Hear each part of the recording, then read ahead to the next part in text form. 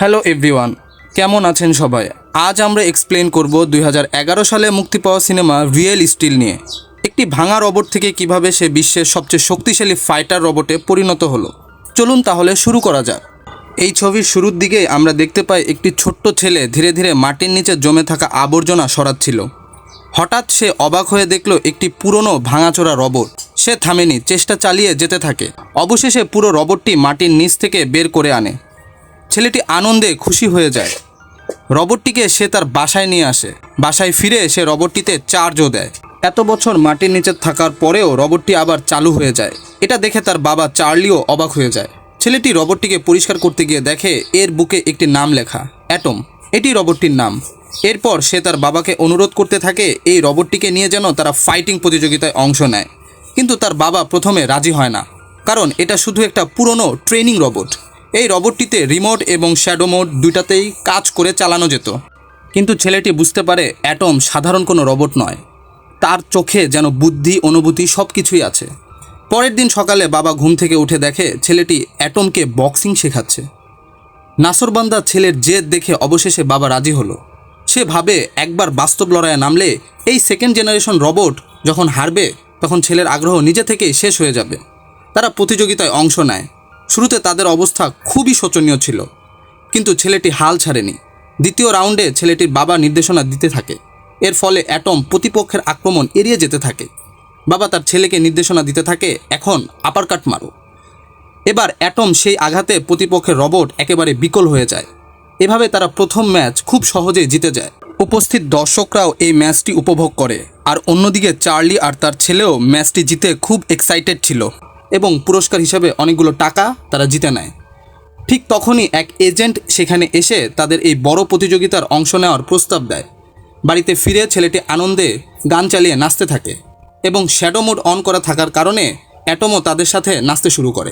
চার্লির ছেলে ডান্সের কিছু স্টেপ শিখায় রোবটটিকে। এরপর সেখানে চার্লি উপস্থিত হলে ছেলে এই কাণ্ড দেখে হাসতে থাকে। এদিকে একটা বিষয় জানিয়ে রাখা দরকার, চার্লি ছিল একজন ওয়ার্ল্ড ক্লাস বক্সার। এর পরের সিনে আমরা দেখি চার্লি শ্যাডো মোড অন করে বক্সিং প্র্যাকটিস করছে অ্যাটমের সাথে। এর পরের দৃশ্যে আমরা দেখি দেশব্যাপী তারা রোবট দিয়ে ফাইটিং করা শুরু করে। প্রথম দিকে তারা ছোট ছোট প্রতিপক্ষ দিয়ে শুরু করে। শুরুতে কিছু সমস্যা মধ্যে পড়লেও অ্যাটমের শক্তিশালী বডির কারণে তাদের কাছে সব সহ্য করে নেয়। ধীরে ধীরে চার্লি এবং অ্যাটম এর মধ্যে এক অসাধারণ বন্ডিং তৈরি হয়ে ওঠে। আর তাদের জয়ের সংখ্যাও আস্তে আস্তে বাড়তে থাকে এবং অ্যাটমের নাম ছড়িয়ে পড়ে পুরো বিশ্বে। এভাবে প্রতিটা রোবট ফাইটের ইভেন্টে তারা উইন হতে থাকে। আর অন্যদিকে কিছুদিন পর আমরা দেখি চার্লি একটা ভালো অ্যামাউন্ট টাকারও মালিকও বনে যায়। অবশেষে তারা ওয়ার্ল্ড চ্যাম্পিয়নশিপে ইনভাইট পায়। এখানে জিততে পারলে তাদের সামনে আসবে এই জেনারেশনের সবচেয়ে আধুনিক শক্তিশালী রোবট জেউস, যে রোবটকে এখন পর্যন্ত কোনো রোবট ওয়ার্ল্ড চ্যাম্পিয়নশিপে হারাতে পারেনি। মুভির এই জায়গাটি সবচেয়ে আকর্ষণীয় জায়গা। ওয়ার্ল্ড চ্যাম্পিয়নশিপের প্রথম ম্যাচে অ্যাটমের প্রতিপক্ষ ছিল একটি শক্তিশালী ডুয়াল কন্ট্রোল রোবট, যেটি একসাথে দুজন মানুষ পরিচালনা করে এবং এই রোবটটার 360 ডিগ্রি ভিশন ক্ষমতাও রয়েছে। এরপর আমরা দেখি ফাইটিংয়ে অ্যাটম কিছুটা পিছিয়ে পড়ে। যেহেতু চার্লি ছিল একজন ওয়ার্ল্ড ক্লাস বক্সার, তাই সে সহজেই অ্যাটমের মুভগুলো দিতে পারছিল। প্রথমে অ্যাটম শুধু ডিফেন্স করে, কিন্তু চার্লি এটাও দ্রুত বুঝে ফেলে যে এই ডুয়াল কন্ট্রোল রোবটেরও কিছু দুর্বলতা আছে। তার লম্বা হাত দিয়ে যখন শক্তিশালী অ্যাটাক করে, কিন্তু পুনরায় আবার যখন সেই হাতটি ফিরে আসে সেটিতে সময় লাগে। এই সুযোগটাই খুঁজছিল চার্লি, আর এই সুযোগটাকে কাজে লাগিয়ে অ্যাটম কাছাকাছি গিয়ে সর্বোচ্চ অ্যাটাক করা শুরু করে। শেষে একটা অ্যাটমের পাওয়ারফুল পাঞ্চে ম্যাচ জিতে যায় চার্লি। এর পরের দৃশ্যে আমরা দেখি এবার ওয়ার্ল্ড চ্যাম্পিয়নশিপের ফাইনাল ম্যাচ, প্রতিপক্ষ দ্য পাওয়ারফুল জিউস।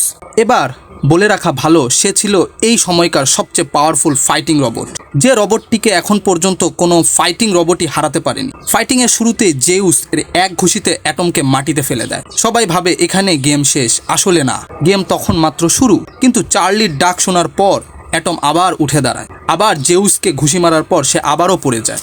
পুনরায় আবার অ্যাটম উঠে দাঁড়ায়।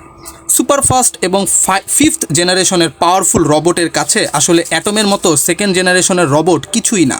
এদিকে জিউস নির্দয়ভাবে আঘাত করতে থাকে অ্যাটমেরও। অ্যাটম কোনো রকমে শুধু সহ্য করে যায়। কিন্তু এভাবে কিছুক্ষণ চলার পর হঠাৎ অ্যাটম এক ঘুষি মারে এবং পাল্টা আক্রমণ শুরু করে। জেউস অত্যন্ত উন্নত প্রযুক্তির রোবট, যেটা আমি আগে আপনাদের জানিয়েছিলাম। সে নিজে নিজেই শিখতে পারে, প্রতিপক্ষের মুভমেন্টও সে কপি করতে পারে। তবুও অ্যাটম ফাইট চালিয়ে যায়, বারবার আঘাত পেয়েও অ্যাটম আবার উঠে দাঁড়ায়। শেষ মুহূর্তে আমরা দেখতে পাই চার্লি নিজেই দাঁড়িয়ে ফাইট করার সিদ্ধান্ত নেয়। মুভির এ পর্যায়ে আর অ্যাটম শ্যাডো মুড অন করার পর ঠিক সেইভাবেই যেভাবে চার্লি মুভমেন্টগুলো দিচ্ছিল, আর ঠিক সেই মতোই মুভমেন্টগুলো কপি করে মারতে থাকে জেউস। আর এই একটা সময়ই জেউস তার পাওয়ার কমে যায়। যতই পাওয়ারফুল হোক, তার নিজেকে রিকভারি করতে কিছুটা সময় লাগে, আর এই সুযোগটাই নিতে চাচ্ছিল চার্লি। বাবা ছেলের এই বিশ্বাস আর সাহসেই অ্যাটমকে দাঁড়িয়ে রাখে শেষ পর্যন্ত। রিয়েল স্টিল 2011 সালের মুভির এক্সপ্লেন ভিডিও ছিল এটি। কেমন লাগলো আপনার কাছে অবশ্যই কমেন্ট করে জানাবেন।